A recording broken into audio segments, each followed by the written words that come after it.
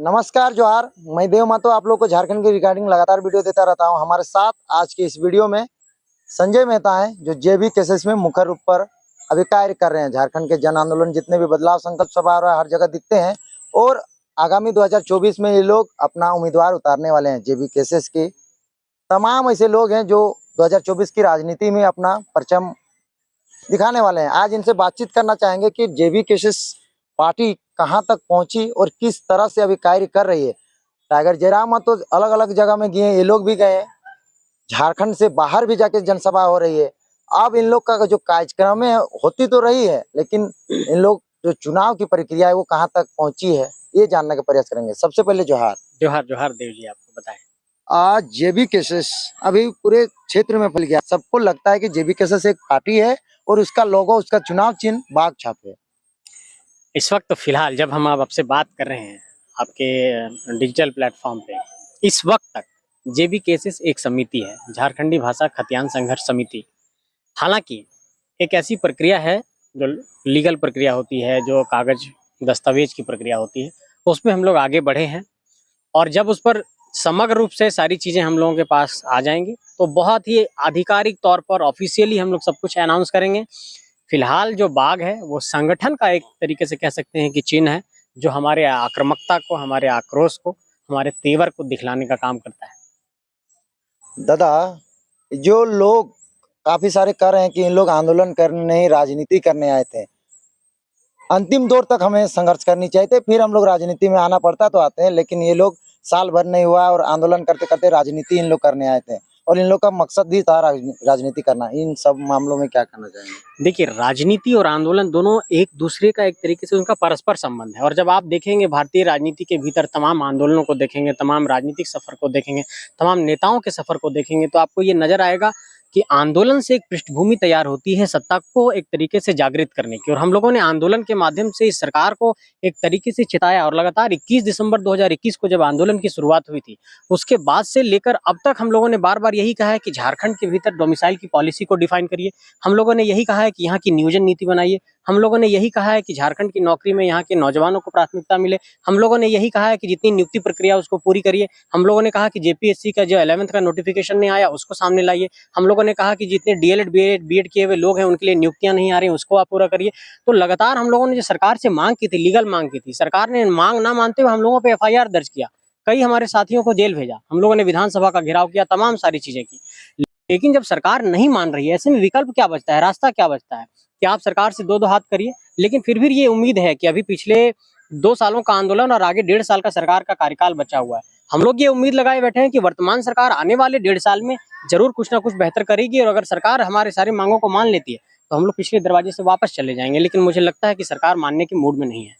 दादा, पहले जैसे रघुवर काल था तब लोग बोलते थे अब सरकार बदलेंगे। उस टाइम क्या जो आंदोलन करते थे वो नहीं ये कहते थे कि हम पार्टी बनाएंगे, हम राजनीति में आएंगे, वो लोग सरकार बदलने की बात करते थे। लेकिन आप लोगों ने सरकार को बदलने के नहीं, खुद अपने पार्टी और अपना सरकार बनाने के कैसे ये सब सोचे? देखिए, 2 दशकों के झारखंड के राजनीतिक सफर में इस राज्य के भीतर सिर्फ छल हुआ है। और जब भी आप गौर करेंगे कि झारखंड के नौजवानों को यहाँ के राजनीतिक सत्ता से क्या हासिल हुआ, तो आपको ये दिखाई पड़ेगा कि लोग यहाँ पर एक तरीके से ठगे गए हैं।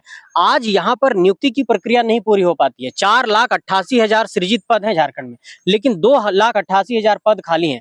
मैं ये पूछना चाहता हूँ कि जितनी सरकार की नियुक्ति की प्रक्रिया है वो सारे कोर्ट कचहरी में फंस कर रख जाता है। एक भी नियुक्ति प्रक्रिया पारदर्शी तरीके से नहीं होती है।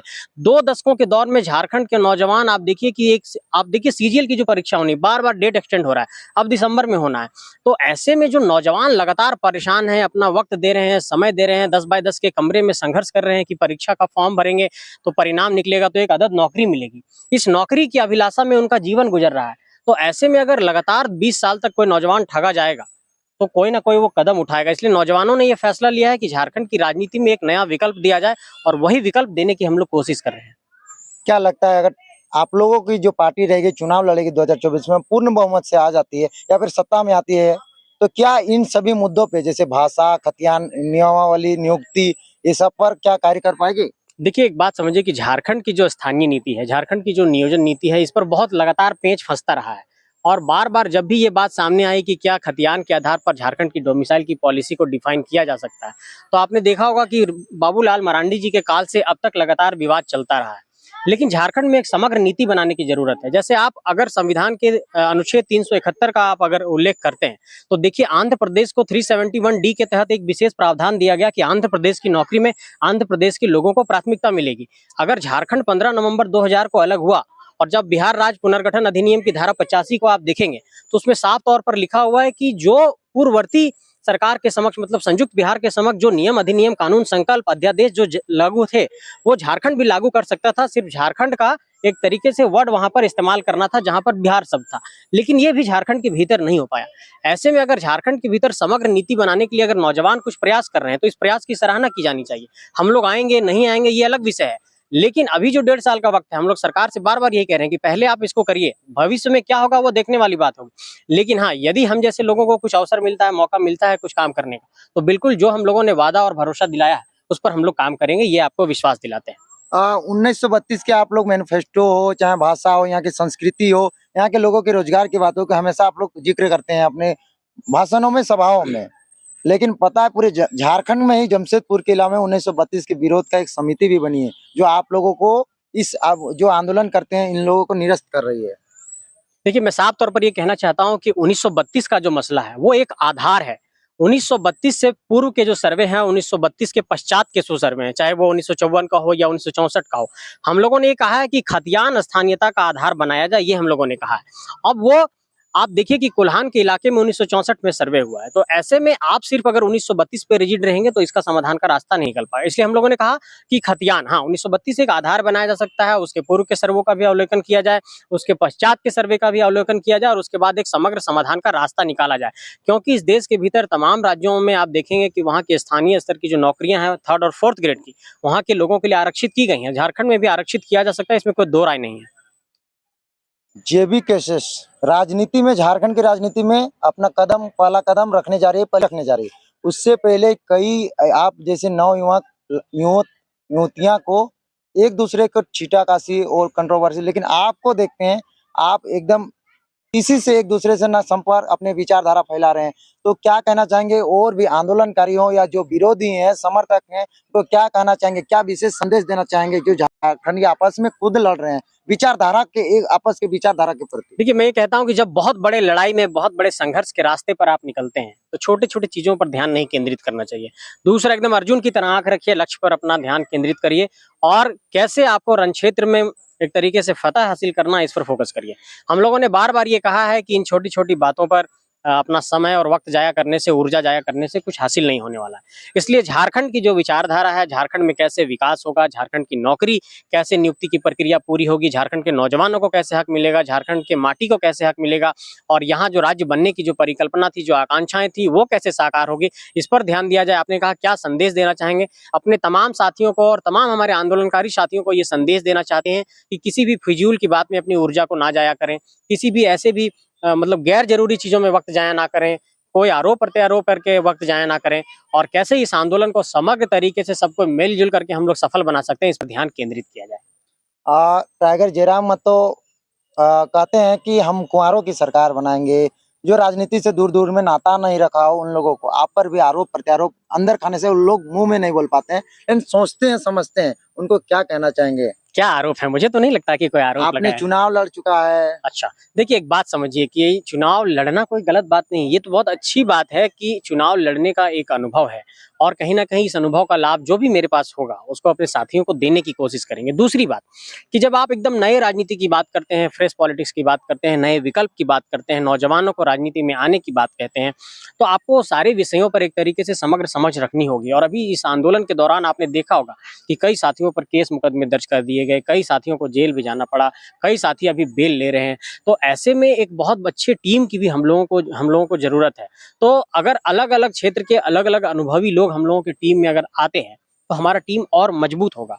हम चाहेंगे कि ऐसे और साथियों की बाढ़ आए जो लगातार अलग अलग विषयों पर वे समझ रखते हों, जो किसी विषय के विशेष हों, जिन पे किसी का अनुभव हो। वैसे लोग आएंगे तो हमको लगता है ये आंदोलन और मजबूत होगा।